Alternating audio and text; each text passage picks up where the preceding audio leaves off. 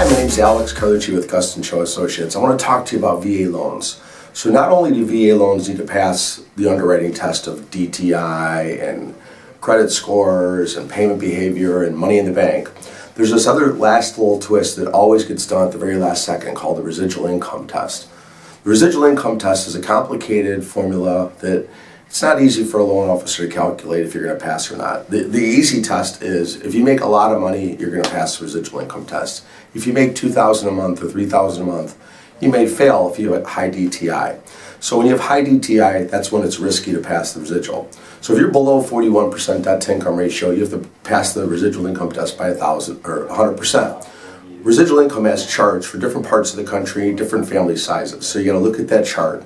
And for example, if it says family of four, Midwest, $1,000, that means you have to have $1,000 left over after this complicated formula assumes what your gas, electric, water, garbage, groceries, childcare. It gives this calculation. It says this is what this person probably really has left over.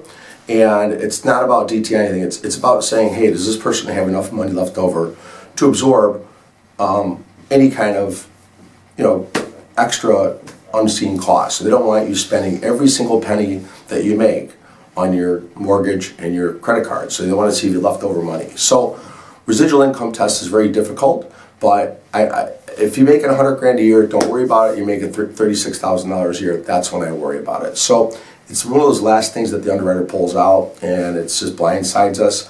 If you want to Google the formula, you can. If you want to call me, I'll talk it out with you. But be careful, that residual income test is a tricky one, and it could kill the deal at the end on a VA loan. So if you're going to 55 DTI, you make $2,000 a month, you're probably not going to pass. If you're going to 30 DTI and you're making $2,000 a month, you're probably going to pass. If you're making $100 grand a year and you're going to 55 DTI, you're probably going to pass. So it's kind of like, how much do you make, what's your DTI? And that's kind of the best way to go about it, because the underwriters say they push a button at the end. You can Google the formula, it's still complicated. It's kind of like this.